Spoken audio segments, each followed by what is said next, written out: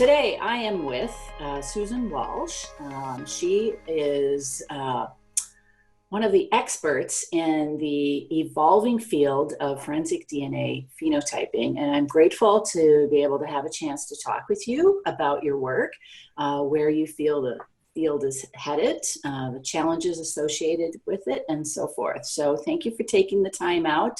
Would have loved to have done this in person at IUPUI this year, but since that's not happening, this will have to be the next best thing, right? Thank God for platforms like Zoom that enable us to at least be able to see each other on camera. It's not quite the same as being in the same room, but it's certainly better than just a regular old telephone call. So thanks so much. So not everybody's familiar with your work. So can you tell me a little bit about yourself and then how you got involved in forensic DNA research? Sure. I think everybody is intrigued with the area of forensics, mostly because of TV. It started a long time ago that you had such shows as, the X-Files and CSI, and I think that kind of sparked an interest in, kids growing up. I like science, but I want to do something more with it, and it made it kind of sexy. I will say I probably fell into that realm. I was a pretty focused person that wanted to be in law enforcement when I was younger, and then I got the bug of enjoying science and especially biology and understanding how we work and function. And then the two merged. And then around that same time when I was in high school, the X-Files was a big show. And I love the idea of forensic pathology, and it basically just morphed into understanding that I think forensics was something I wanted to get into. And when I decided to go to college, my biology teacher said, get yourself a broad degree. Don't ever limit yourself at the start. Go in, get a broad biology degree, and if you still feel that need that this is where you want to go in life, then go that way, but make sure you cover all bases. And I think that's probably great advice, and something I would suggest to anyone in scientific research. You don't know until you actually touch upon all of these areas.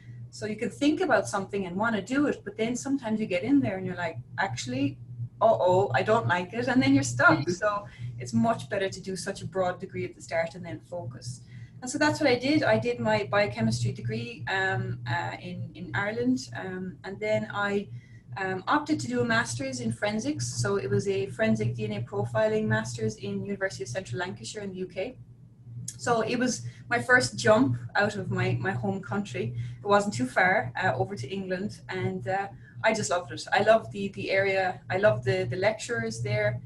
Will and Hattie in UCLan were just great. They pushed my ideas and research angles, and I enjoyed that master's a lot. It was a 1-year accelerated master's, and it really went well. And then I took a break, did some travel, kind of worked, went to University of Sydney, worked there in a sequencing facility, and I just kind of realized that I wanted to do more. And I then searched the internet to see if anybody was doing research in phenotyping. So it was an unusual thing. When I was doing my master's, I came across several papers that were just starting to look at eye color. It was really early days. I don't even think Manfred had worked on eye color yet, so either. So it was really early days, and I remember presenting a paper going, wow, could you imagine if we could predict what someone looks like? And that was back in 2005, 2006. And then when it came time when I was ready physically myself to do a PhD, I kind of thought long and hard. And I think that's what I say to students as well. Don't just jump into a PhD. This is 4 to 5 years of your life. Yeah, so you gotta hold back and really, really make sure the topic that you are picking is what you want to do. And so I literally just Googled appearance, forensics, DNA, and up popped Manfred. And I sent an email, and the rest is history, really. Excellent, excellent. So you're at IUPUI, which is in Indianapolis. So how did you get there, from England and Ireland? It's quite the distance, so. Yeah, so I went to England, Ireland, Australia, then the Netherlands, and then an opportunity came up at Yale to do pigmentation research in primates. And so that's where I did my postdoc. And when I was doing my PhD, I actually met my husband there. And so that's what basically brought me to the United States. And IUPUI was interesting. It kind of just, I stumbled across it again. I'm a true believer of everything happens for a reason. And it was a combined position which had a biology home and a forensics lectureship and area. And I kind of thought, well, that's great. And they were in a city, which I like being a part of, and located next to hospitals. And I thought, hey, you know, we give it a go. And myself and husband said, yep, let's try Indiana. And we're still here. Yeah. Excellent, excellent. Well, I have a soft spot for Indianapolis. My son was born there at Methodist Hospital there 19 years ago, so it's been a while. We lived there for 6 years, and I loved living there. The people are very friendly. It's a wonderful community.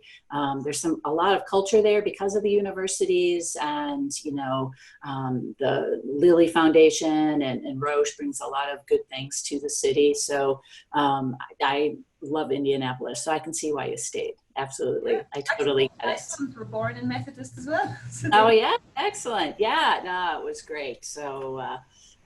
It's a good place to go and raise a family.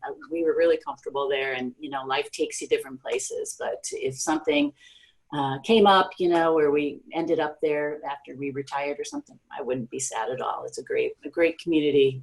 People rally around each other. It's terrific. So, okay, so you have this whole X-Files vibe kind of thing, you know, so you're intrigued on, you know, the forensic side of thing, but, you know, what really drew you to the phenotyping work and how that has kind of evolved over the last decade or so. So can you kind of tell me where you got your start there and how your research has changed somewhat as well? Yeah, so it kind of, I think it came about with the early days of DNA profiling and the ability to compare profiles, but at the end of the day, you weren't actually getting that much information in terms of appearance from the STR profiles. You were just simply matching. And, you know, twin studies, you could see through twins that they were identical. We knew that they were genetically identical to a certain point. And it felt right that there should be a whole area or niche in forensics that just focused on using and not exploiting, but certainly researching what we know exists. We just had to find it. And that's what DNA phenotyping is the ability to utilize DNA in an extra special way. Although it won't be used technically in court so much, it still gives you intelligence information that can then bring out the big guns, which is the gold standard in DNA profiling. Yeah, I think that's a misconception that a lot of folks have, is that, you know, somehow, you know, this is giving away too much information, and, you know, is what is being used, you know, to help convict an individual. And it really truly is an investigative lead. It's just one piece of that investigation puzzle. It can be an important piece, particularly when, you know, there isn't a whole lot of information and available about potential suspects and so forth. So, but again, it's just a lead and an important one. But so I'm throwing you a curveball. We didn't talk about this question, but, you know, from the opposite side, you know, what would you say to those folks who bring up the privacy concerns and some of the ethics and so forth? You know, what's your counter argument to them, you know, about the importance of your work and, you know, to allay their fears? Yeah, well, at the moment, we are very good at predicting, but broad groups. So we are not actually predicting an individualized appearance. So technically, I could be predicting several different people. So I don't feel it's intruding in someone's privacy when I'm broadly giving, you have blue eyes, multiple people have blue eyes. In that combination, you have blonde hair. Okay, well, multiple people have blue eyes and blonde hair. But in the scenario of a case, then you start to limit down numbers. So I don't think it's something to be fearful of. Also, we will get better and we will get more individualized in our prediction, but we're not there yet. And at the end of the day, we're just trying to give a lead. And if you think about techniques that are beyond DNA, so let's say cameras and CCTV, they're also doing that, but even on a more individualized level. You can capture people pretty much every minute. If you were in the UK, they have the biggest numbers of CCTV cameras. So I try to try to kind of squash the fear by saying you're on camera every day. Yes. We're just giving you an even broader estimate of what you look like, so we're not impinging on your mind at all. Yeah, that's a really good point. Absolutely. I'm always fascinated when I watch British dramas. You know, they always say, well, let's bring up the CCTV footage. And it's like, holy cow. It's like, you know, they've got cameras every 50 feet, basically. So, yeah, that's a good point. So, you know, for about a decade, even a little more than that, SNPs and their application for forensic research have been talked about, you know, dozens of excellent papers and so forth. You know, but where is the focus now? You know, how has it changed from the early days to what you guys are doing with SNPs now in your research? So I think the big boom there has been sequencing and the ability to move towards massive parallel sequencing. Before we were obviously, as fundamental geneticists, we want to understand appearance, we want to understand what genes are contributing, what are the variants that are contributing, but we were always so limited by the numbers. When we were doing capillary electrophoresis, we had to contain those numbers in the assays that we designed. And obviously the more assays that you design, the more you're using up that precious material, that DNA at a crime scene. So now when massive parallel sequencing came, it led us to this open area where the fundamental geneticists can say, throw everything at it, because we can combine hundreds of thousands of SNPs.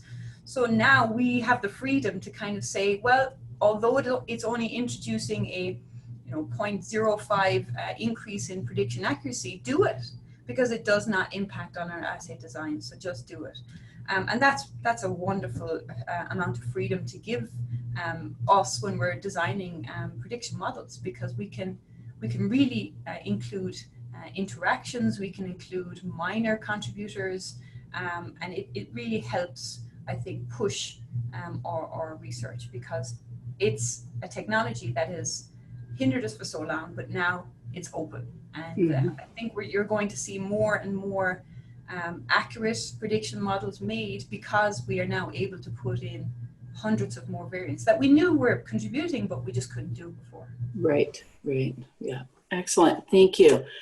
So can you walk us through what the process is? So, you know, some of our readers are just folks who are just fascinated by forensics and so forth. So, you know, they may not always understand the vernacular and that sort of thing, but, you know, kind of walk us through what the steps are in this workflow that you have, you know, the equipment that you're using, maybe some estimate on how long it takes from start to finish, that sort of thing. Yeah, so I like us to kind of slot into an already existing routine or procedure. Everybody knows that STR profiling is the gold standard. So we like to slot ourselves into post-STR profile. So let's say you have a sample at a crime scene. The technician has gathered the sample, whatever biological material it is. They've done an extraction, they've quantified, they have generated a DNA profile, an STR profile. Now, the results that they get from that will help us then decide what's the next step in terms of intelligence for phenotyping. Obviously, if there is no comparable hit or there's nothing in the database, they have no suspects on file, then we should come along with our intelligence methods. And that goes beyond profiling. This would also be included for ancestry inference. So the amount of DNA that's extracted, standard, typical, conventional DNA profile kits involve, 500 picogram to 1 nanogram of DNA. That is tons of material for us when we're working with SNPs. Because of the technological jump now with MPS, you can either go down the route of a capillary electrophoresis, which is the standard for DNA profiling. So we use the same PCR machines, the same CE machine, to generate the results. The only difference is that we have a couple of extra cleanups of the DNA, a couple of extra single base extension PCR, But at the end of the day, you're still looking at peaks that are similar colors to STRs, and the difference being that we have an A, C, a T, and a G for all variants that we need. For next-gen sequencing, for massive parallel sequencing, it's a similar routine. It's a little bit more involved, and you really have to be sure that you want to go down that line because it is more expensive. Sure. But thankfully, with commercial companies, they are now bringing SNPs on board into their designs. And so a lot of the times you can actually generate an STR profile and a SNP profile at the same time. So that's wow. Yeah. And I think that's going to improve more and more as we go. Yeah, that's excellent. Yeah, I can see that duality, being able to, use the same sample for your capillary electrophoresis and for next-gen sequencing, really broadening the appeal of the work, because I think, many people associate casework samples as being very precious, right? And so, I think, they're going to go with what feels comfortable, what they know, but this may open up doors that it may not have before because of that ability to use it concurrently. That's terrific. Okay, so when we're thinking about phenotypic work and so forth, what features, whether it's hair, eye color, etc., are we able to accurately determine now? And what's the general success rate for those types of analyses? Yeah, so we're getting better and better. We started off in general with the pigmentation traits, eye, hair, skin, and there are multiple tools. You have Snipper, you have Hiersplex S, and these tools are basically designed in succession. So we'll start off with one trait, the eye color, and then of course, because it's pigmentation, we're going to be including similar variants, but with a new prediction model. Pigmentation is pretty good. Differences in accuracies down to how more continuous the trait is. There are less categories with eye color than there are with hair color or skin color, let's say. And a big caveat, of course, is that these are categories. And one day I hope that we will move towards continuous color, which is actually more difficult to predict, but it is a more accurate phenotype. Okay. So pigmentation in general has about an 80% accuracy rate. Where there tends to be error is in the cusps of the categories. Not so much that we don't have the correct variants, we do for the majority of cases. Of course, with massive parallel sequencing, now we can throw everything at it, rather than just limiting us with eye color to 6 variants. Now we can include, 300 to make sure that we get that difficult intermediate category, which we've always had a trouble with. And it's understanding more those combinations of color in admixed populations. That's what we're developing now as well. But in general, it's about 80%. And this can range from 70 to 90 with all the different categories that are occurring in pigment.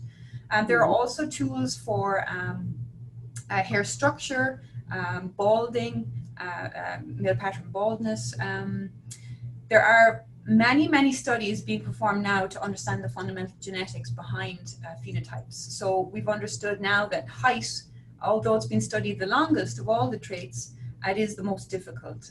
And you need 700 approximately variants to get at least about 70% accuracy. And even at that, you're talking millimeters to centimeters differences. So it's very difficult to predict height.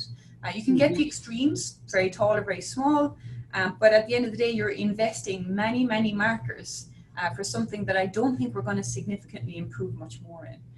So the key, I think, with phenotyping is know where the wins are, right? You're not going to be good at everything. You're not going to be able to understand the environmental impact on many of the physical appearance traits, but some there are less of an impact, such as eye color, for instance, that doesn't have as much of an environmental impact as height would and diet. Let's see, other traits are being developed.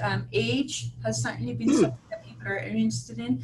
It's slightly different in the methodology because you're looking at methylation.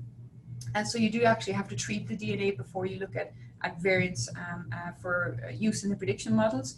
But again, it will change how we predict the traits when we know an age, right? Because especially for pigment, it will impact on hair, for instance. Sure, absolutely. Every single trait that we add on, it's building up our portfolio. And I think with these additions, it will certainly improve. And with the variants, because of technology, we are just getting better and better. Mm-hmm.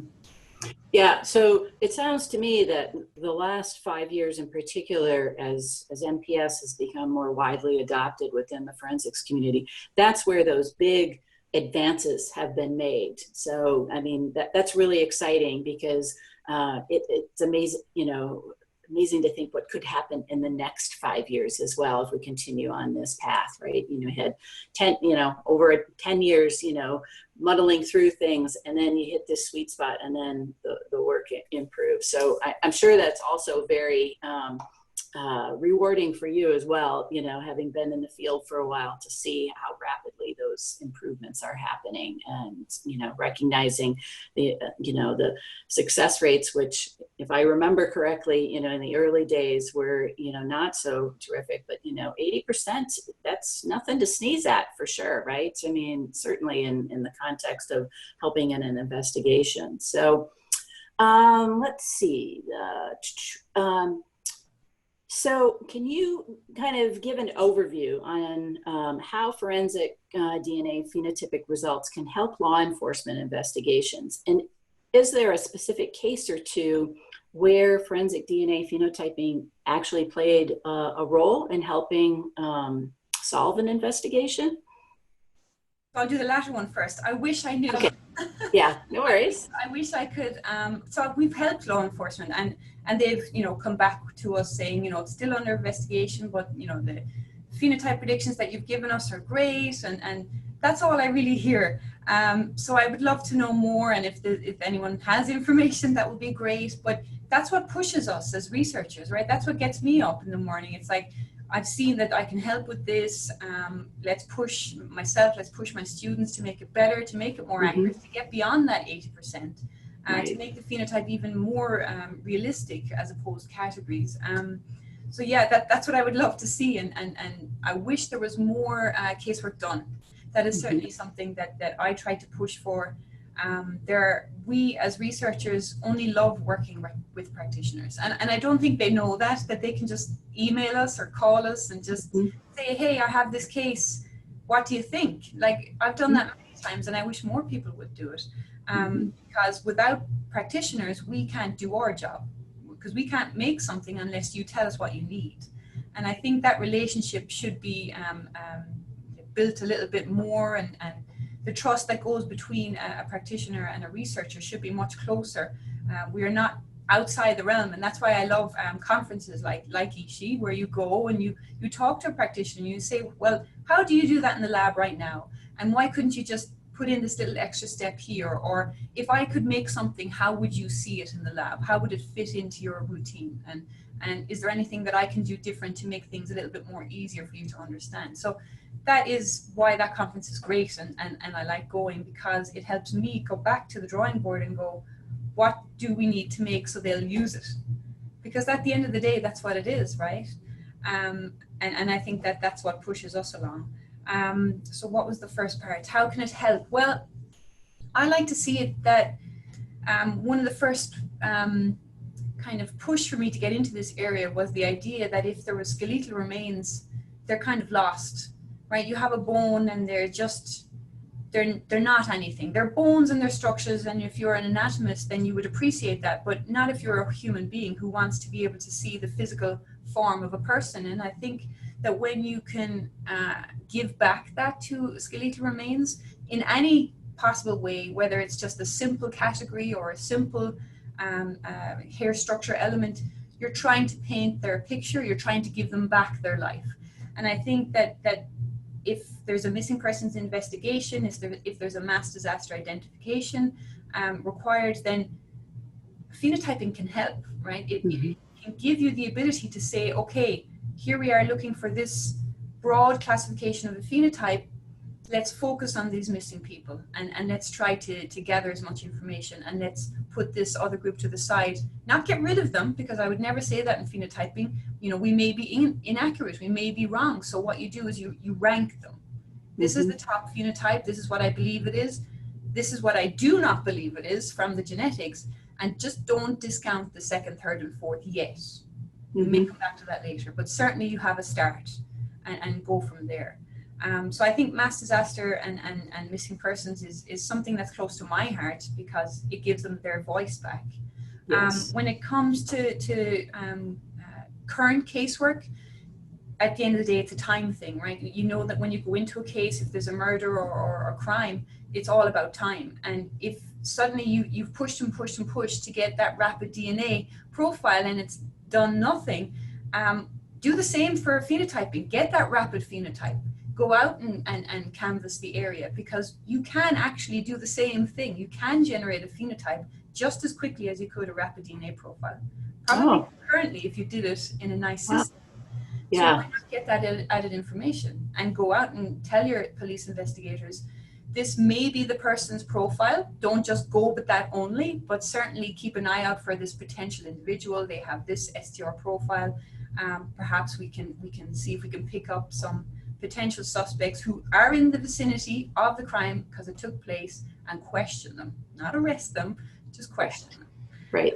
But yeah, these are all areas that can help. So time is a big one. And sometimes cases have nothing. Cold cases can have nothing. And thankfully, genetic genealogy has come on the scene now, which can give you that lead. But still, you have hundreds of scenarios that you could take with genetic genealogy. You have multiple families that you could go down and waste weeks on because you didn't have some phenotypic information. If you simply classify them and ran a quick test, or now they're looking at sequence information and extracting that information and running it through our tools and other tools and getting even simple eye color. Now you've got one family with a particular eye color. Let's start with that. And that's all phenotyping will ever be, is intelligence, whether it's applied to STR profiles or whether it's applied to genetic genealogy. Yeah, you bring up a very good point. The genetic genealogy, thanks to TV, right? People continue to believe, oh, this can be done relatively quickly, but there are some significant parameters that have to be met in order to have a successful investigation. Once you get into the third cousins and fourth cousin, I mean, it's gigantic numbers of folks to be taking a look at. So I love that point that you brought up about how phenotyping can really be a tool to help in those types of investigations and can guide you where right now you may be looking at, this gigantic puzzle to solve, but it could give you a direction to say, well, maybe I should focus over in here. So that's terrific. So thank you for that. What do you think the biggest hurdles for wider adoption of SNP analysis and phenotyping is in casework laboratories? What's holding them back from embracing this and running with it? Commercial kits. Okay. Right, it needs to be in a nice commercial kit that's validated, secure, reliable. I like to say that we make those in our assays, but we are a research lab. Okay, sure. So we need the backing of commercial entities to actually, mass produce them reliably, consistently, and then I think it's all go. I think once that is set, and it's kind of happening now with Illumina, Virgin, and also Thermo Fisher, who are starting to include assays that have phenotyping SNPs and ancestry SNPs in them. We'll get there in the end. But yeah, it's all about making it consistent and reliable. Yeah. I mean, there's criteria that they need.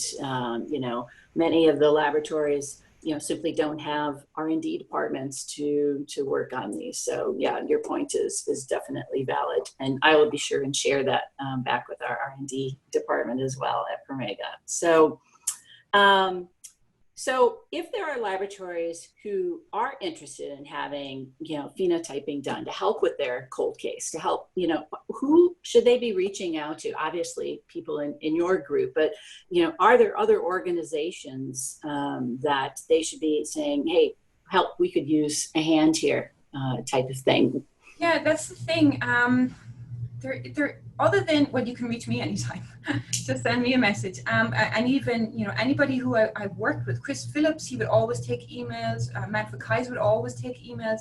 Like, these are individuals that are happy to help. Walter Parson, they just want to help because that's why we do the research. But I don't think there's any like institute or you know, maybe NIST should have a Q&A or something like that, but maybe it would be nice that there could be one entity that could ask or support and kind of guide practitioners, because a lot of them don't know what's available.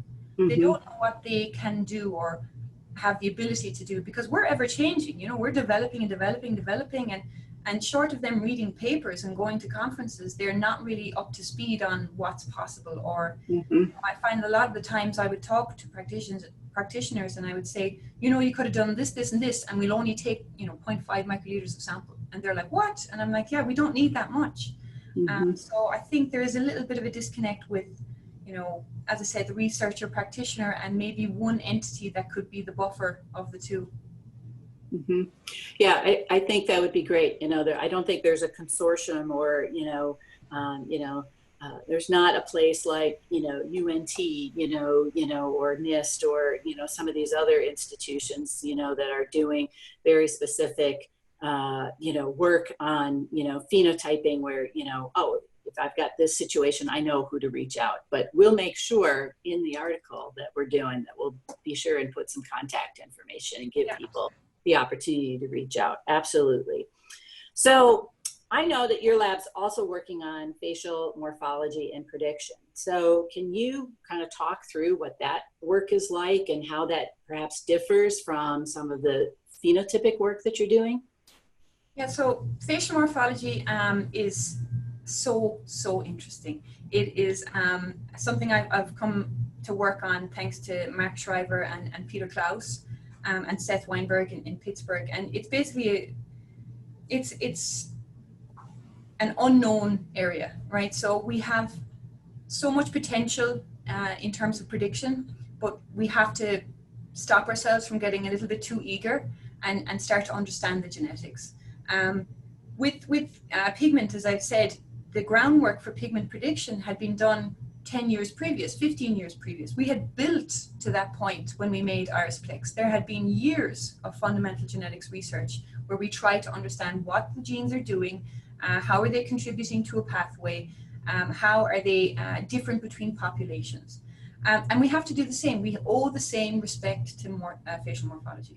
And it's such a new area. It's really only been focused on in the latter, 2010 and up, facial morphology, with one of the first papers coming from Manfred's group and a group in the UK.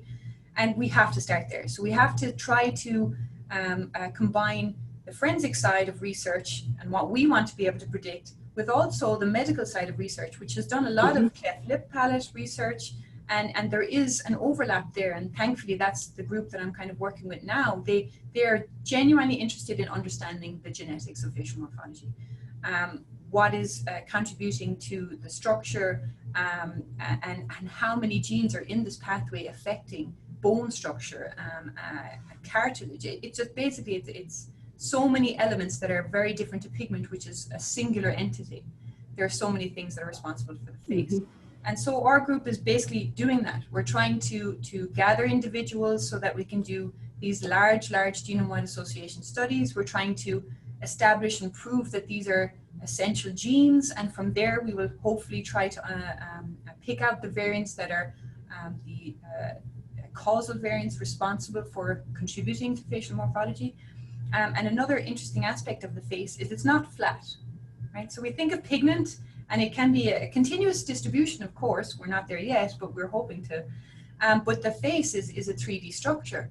And so trying to predict not only one dimension, but you're trying to predict several dimensions. And the work of Peter Klaus is really revolutionary. He's able to take his engineering research and apply it to the face. And he uses a data-driven approach to understand the face. So he basically uses the face's variation of multiple individuals to tell us what structure exists within the face. And from there, we try to understand, well, what is a gene doing in this part only of the face? And when you start to break down the face into several segments, it's only then that you start to see, well, what is it doing in there? What kind of variation exists in there between individuals? So it's a minefield. There are so many things to think of, to be careful of, but it's so exciting. It sounds like something right out of a science fiction movie. I mean, seriously, uh, just, you're absolutely right. The face is very complex. And I remember sitting in Indianapolis and listening to your talk, and, the smallest details, change, your face, right? The shape of your nose, the curve of your lip, all of those things. And there are, predictors in that. So, this sounds like a lifetime of work ahead, right? I mean, hopefully things advance at a much faster pace, but the complexities alone make me think, wow, this is years in the making. It certainly is, but I think we're getting there. But I think as well, at the same time as being encouraged by what we're finding, we have to be acknowledgeable that we won't get it all. We are not going to be able to predict an entire face. We cannot predict the deposits that are done on the side of the face. Yes, we may be able to predict the bone, but you have a contribution from body mass index, from age, that is going to alter the fat tissue that's deposited on the bone. So we have to appreciate that there's some things that we can do. And Sure. if you go in with that, then you'll do great. But if you keep thinking that we're going to make this exact individualized face of a person, and a singular person at that, that is the incorrect way to be looking at this side of research.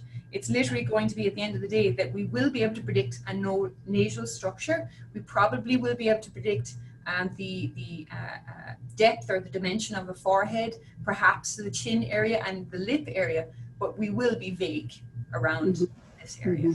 And we will not predict one face, because of the variation, that the contribution of the environment, of diet. We will have to actually produce several faces.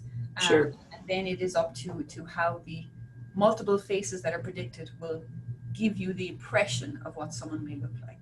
And I think that that's kind of the approach that we're going for, but that is still a long ways away. First, let's find the genes, and then we can see what we'll do next in terms of what we will be able to do and will not be able to do in terms of prediction. Awesome. Wow. Fascinating. Absolutely fascinating. So, where do you see DNA forensics be in 5 years? What do you think most labs, what type of research do you think people will be focusing on? Where do you see the field evolving to in the next 5 years? Well, I think in terms of a practitioner lab, I do think that genetic genealogy is going to be pushed upon a lot of labs. I do hope that there will be a lot of procedures and standards put in place before this happens, because I know that we've been a little bit rushed and pushed into that area. But if that gets into place where we have standardized it as much as we do DNA profiling itself, then I think it's a great area to go into. It's really opening the doors in so many cases. It's just fascinating. The science behind it is not difficult. It is not difficult. Yes, there are techniques and methods where family trees are required, documentation required, and that is an expertise in itself. But in terms of the lab work, it's not exactly difficult, right? You're generating SNPs, you're generating variants, and then you're doing algorithms for matching potential relationships. That will definitely go down well in terms of cases, but as you said already, it can only do so much, right? So if you have a tiny amount of material at a crime scene, you will not be able to generate those SNP arrays. Then you may need commercial companies such as Promega and Illumina and those to generate more highly sensitive sequencing kits. And that is a technology stop. That's where we need improvement there. In terms of research for us, I think even going beyond forensics, everybody's interested in appearance, right?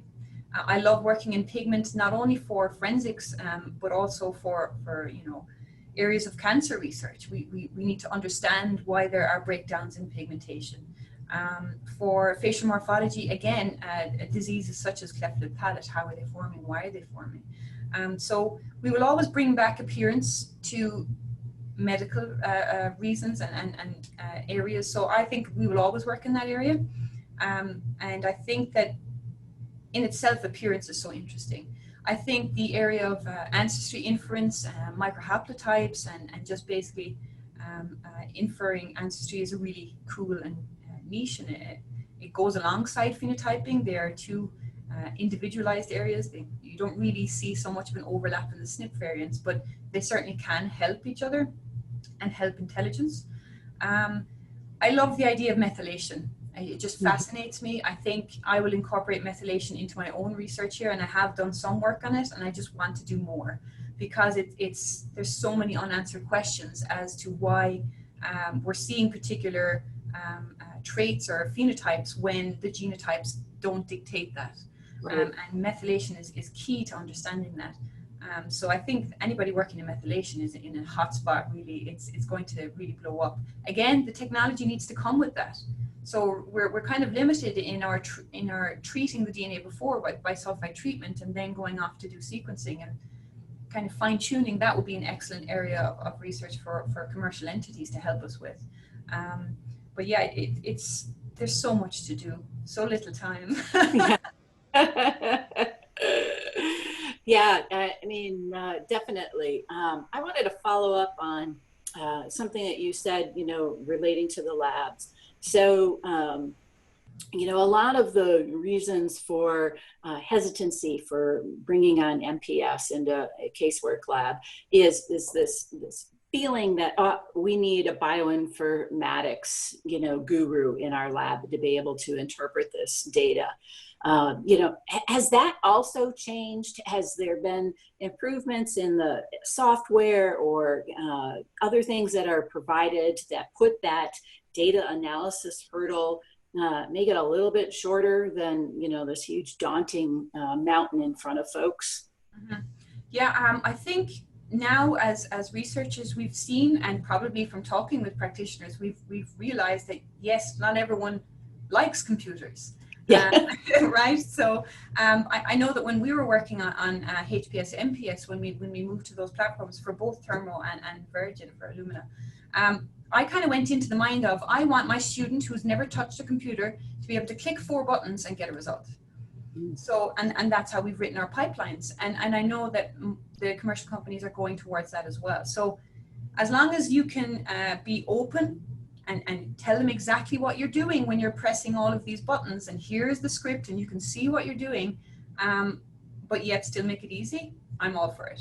I don't like when bioinformatics is used in a hidden way, and it's not shown how something is generated or run and this can be a big problem with machine learning, where it's like a black box and you don't really know what it's doing. So I have a big problem with that, and I don't think we will move towards machine learning applications until that is more understood. And there are researchers that's their whole game, is to try to understand more about machine learning, what the parameters it's generating are doing, how many trees are being generated, etc. So I think for now, very easy pipelines, very open source pipelines, and the ability to talk with the engineer or the commercial entity that has run it and tell what they're actually doing and what it's running, and making it easy for them. I think, yeah, for sure. And I know that when my students come in, they hate computers at first, and then when they leave, I'm like, you now have a skill that every job wants. So, and I tell high school students when they ask me, what do you think is the best piece of advice? And I said, go on the internet and look up a course on programming, language, pick the language that you like and just go with it. Because you can't make a mistake. It's a computer. You just learn. So I think we're all going to be bioinformatics at the end of the day. Yeah. Some of us being dragged along kicking and screaming, but yes. Yeah, that's probably it's going to happen. I'm just grateful I can operate my phone most days. So I'm right there with some of those folks. So let's switch gears a little bit. What's life been like for you personally since the COVID pandemic hit? How's it affected how you're getting your work done, how you're collaborating with others, etc.? Have there been big changes in how you've had to work? Oh, yeah. As a mom of 2 boys who are quite young, 3 and 5, like other moms who are working moms, it's very difficult to do both. And I've always said about my mom, who was a stay-at-home mom, I said, you have and you did the most difficult job in the world, was a stay-at-home mom. And I have the greatest respect for my mom and every mom at home. because I could not do it. I've done now several months of being at home and trying to work, and I just can't do both. And so my work did suffer in that time. My students have been great, and that's my saving grace, is that I can send a quick email and go, how are you doing? And they're still working, and I think I love my students for that they will just continue to work from home. And thankfully, we haven't stalled to the point of nothing.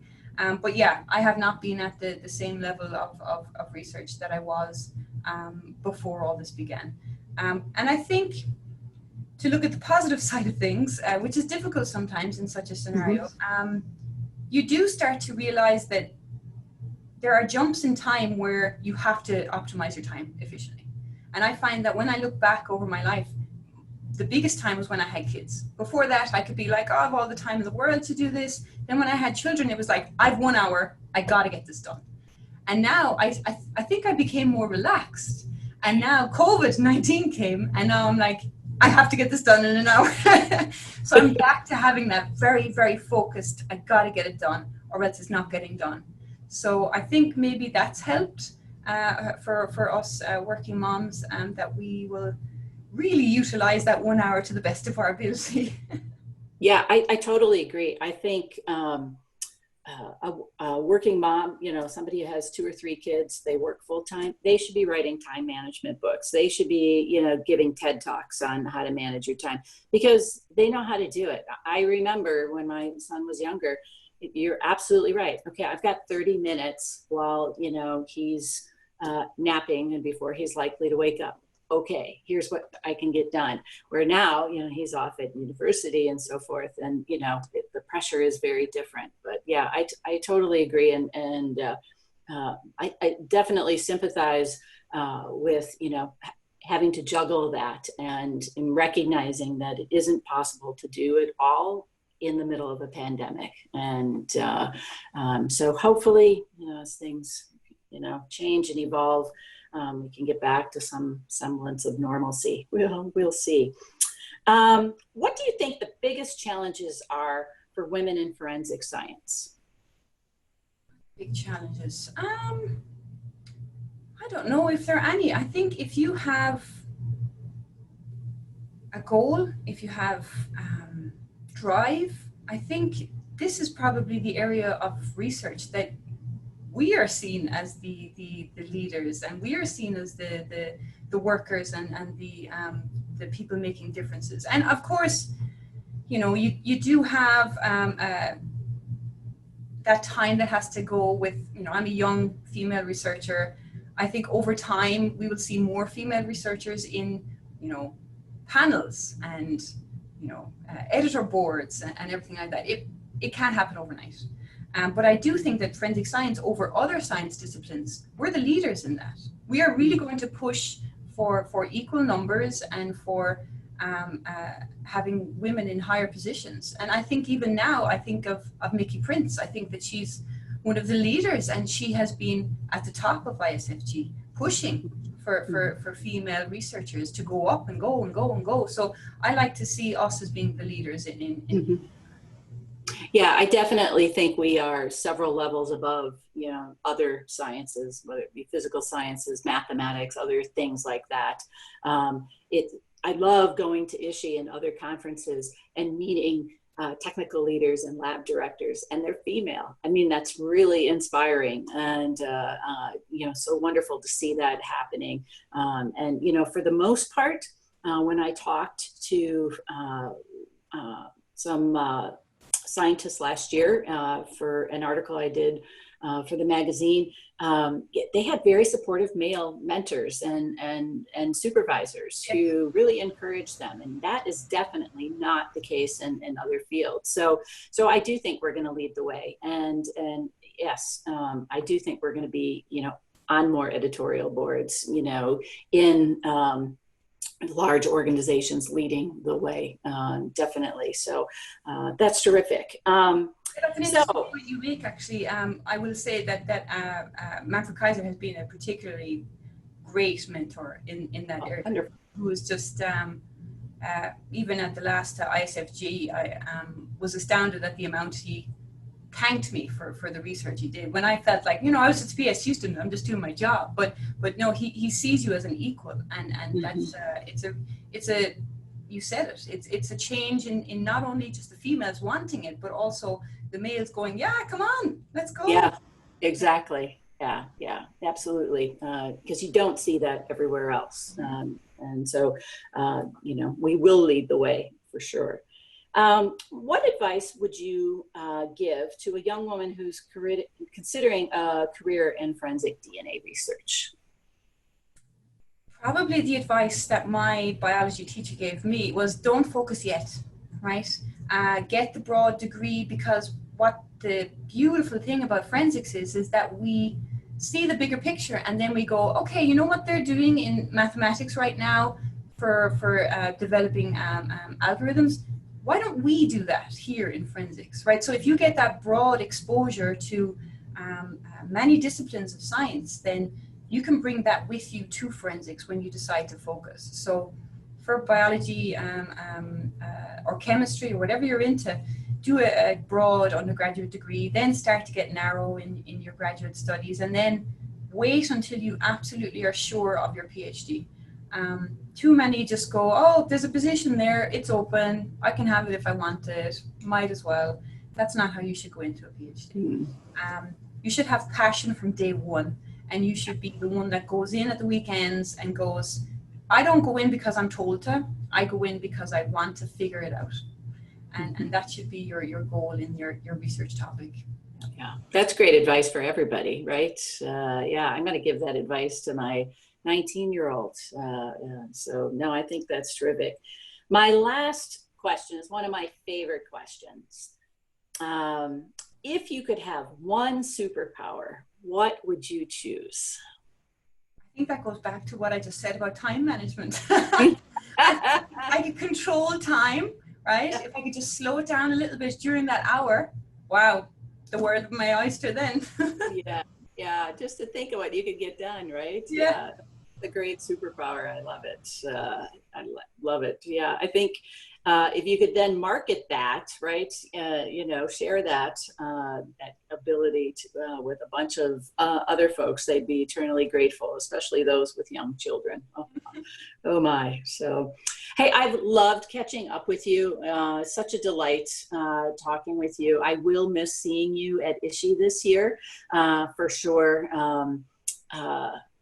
I want to talk with you offline about an offer that I have about ISHE.